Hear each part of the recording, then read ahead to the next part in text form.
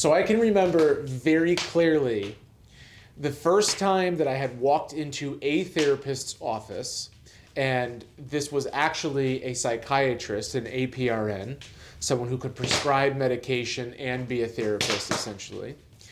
And this therapist at the time, first of many, describing to me what a chemical imbalance was so that I can have a better understanding about the anxiety that I was experiencing at the time. And this was 10 years ago at this point, when I was literally discovering and learning about what anxiety was and the fact that I had it at that point in time. And ever since that moment of learning about what a chemical imbalance was, I have always questioned it. I've always been very skeptical of it, specifically because it feels as though it's incomplete, like it misses the mark in a way in describing what's really happening beneath the surface that is leading to the anxiety that I'm experiencing.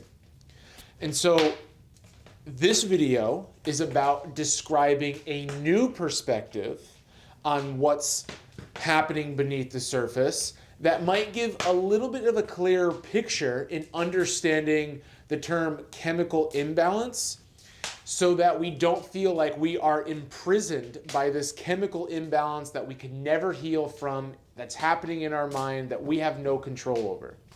But instead, this new perspective, something that I have been studying quite intensely over the past few years, gives us a perspective that actually we have way more control over our experience and healing through the things that produce anxiety for us than we may have ever thought, right? This new perspective is based on something called Polyvagal Theory. And to make it more simple than diving into all the details of Polyvagal Theory is that within our nervous system, we have something known as the vagus nerve. Okay, and the vagus nerve, if you're not already familiar with it, is a major highway within our nervous system that connects our brain down to every major organ in between. Our stomach, our heart, our lungs, so on and so forth.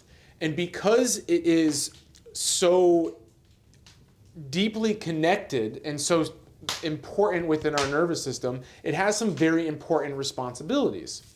Those responsibilities being regulating our heart rate, regulating our respiratory rate, aka our breath, being able to regulate our digestion, whether we are digesting or we are not digesting, right?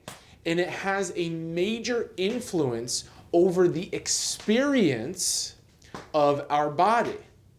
And the last very important responsibility that the vagus nerve has is being responsible for, are we able to think clearly right now or are we not? Also known as executive functioning within our brain, right?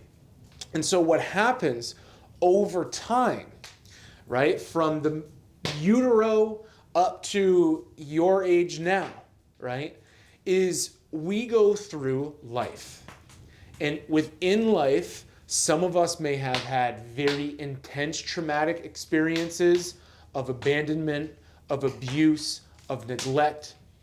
And we also have what might be viewed as less intense versions of trauma, where we have had certain emotional experiences that we have never processed through. Being regularly ignored or neglected in some of our most important needs when we were children, even though we think or we feel like we had a pretty normal childhood, right? These things, they take a toll on our nervous system. The defining aspect that determines our anxiety or not is if we have been able to process these experiences in a healthy way, or if they are still inside of us unprocessed. And so if they are still inside of us unprocessed, then that vagus nerve, it is not functioning as efficiently. In other words, our digestion might be taking a toll. We might have had a very cloudy thinking. We might have a very quick heart rate.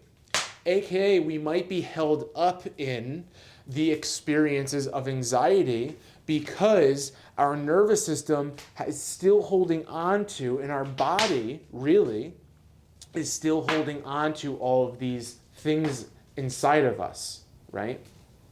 And so it's very important to recognize this, because these unprocessed emotional experiences, traumas of the past, conditionings that we've experienced, they are determining how efficiently our nervous system operates, and therefore our body operates, and therefore they are determining our experience of the world, right? And so, instead of viewing our anxiety as just a chemical imbalance, rather, now we can view our anxiety as, oh, my nervous system is holding up an awful lot from the past, and now I'm disconnected from myself because of that, right? And that's why I'm experiencing anxiety or feeling this agitation all the time, right? And you're not alone in experiencing those things, right? An analogy that I like, just to bring this home even further, is that as we are driving through life, imagining a car driving through life, that car gets dirty, especially if we're going off-roading, especially if we're going long road trips, even just in our everyday driving experiences, that car is going to get dirty. Now, if that car never gets to be cleaned, then over time, we can't even see the magic of the beauty of that car.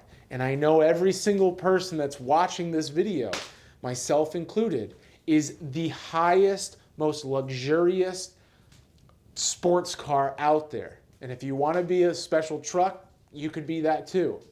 But when the mud starts to cover the car, we can't even see and appreciate and feel the beauty of that car anymore.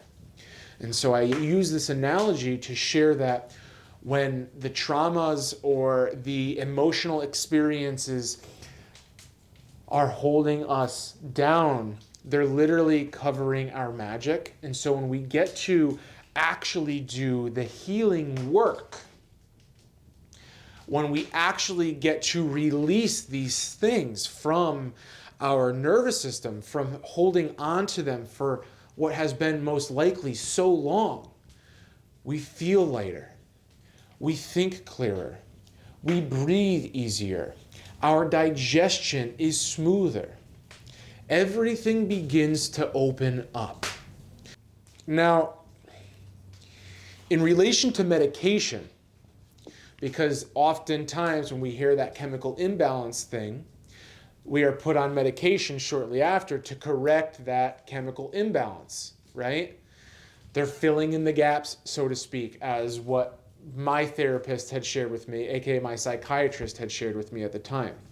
But I want to read to you an excerpt from this book, The Body Keeps the Score, which is a fantastic book that might illustrate where medication plays a role in this journey of healing and processing those things that, again, are the source of what your anxiety or your depression might be.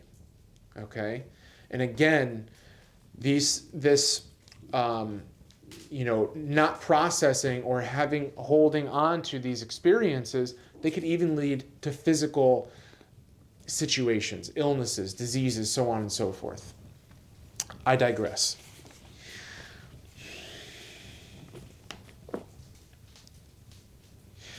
The theory that mental illness is caused primarily by chemical imbalances in the brain that can be corrected by specific drugs has become broadly accepted by the media and the public, as well as by the medical profession.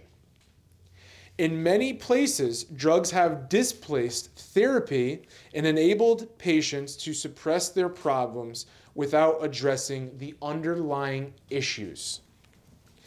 Antidepressants, aka SSRIs, aka Zoloft, can make all the difference in the world in helping with day-to-day functioning.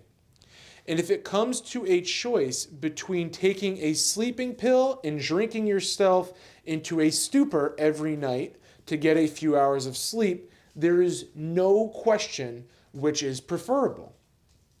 For people who are exhausted from trying to make it on their own through yoga classes, workout routines, or simply toughing it out, medications often can bring life-saving relief.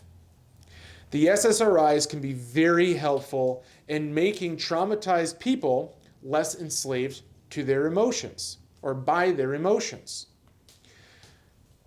But they should only be considered adjuncts, aka additions, in their overall healing journey. Now, the most important part.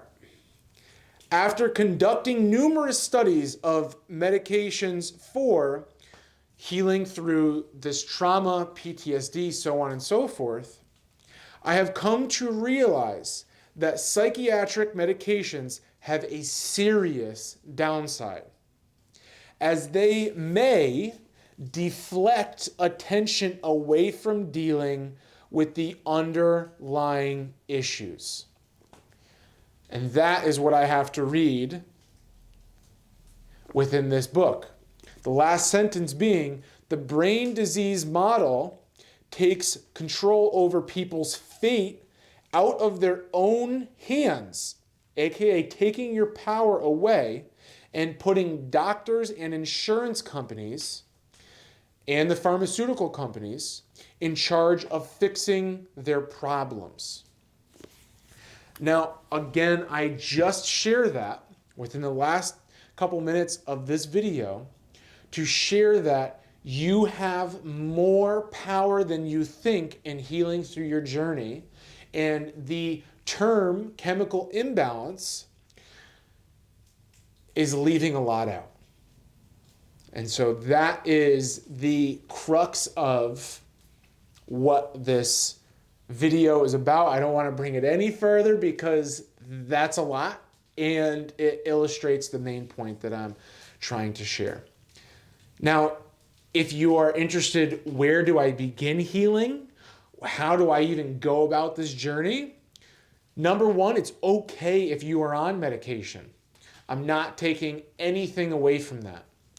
It's okay if you are on the journey of taking medication.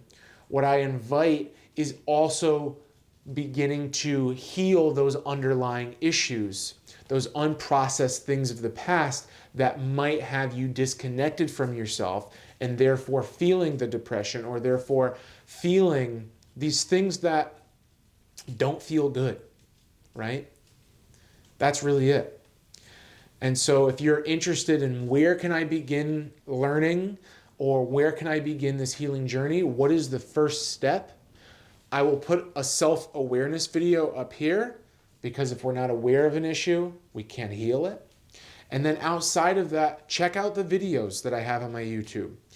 I share a lot of different insights, a lot of different practices. And if you want to take a step further too, I also hold classes virtually. We can start healing together. And I now have a course available on being able to go from point A to point Z in being able to understand ourselves, understand the nervous system, and then being able to employ empowering practices to begin that healing journey. You can find all of those links down below. But in the meantime, if you could leave this video with one thing, it is simply that you have more power in your healing journey, aka coming back to the incredible aspects of who you are, than you may have ever thought before. And that is where I will end this video today. If you have any questions, I invite you to drop them down below. If you want to keep them private, you can find me on social media, aka Instagram. Be happy to answer questions there. And if you found this video valuable, I invite you to like it just so that we can share with the algorithm that this was something that may have brought more life to you and could bring more life to other people, right? Because the world is a better place when we are all connected to ourselves. Thank you so much for being willing to have these conversations. Thank you so much for being willing to embark on this journey. It takes a lot of courage, a lot of power, and you're not alone in going through it. I thank you so deeply for being here with me, right? Don't forget, I might be sharing these videos, but I'm on the same path. So I'm sending you a ton of love. I will see you within the next videos or within the comments down below. Ciao for now. So much love.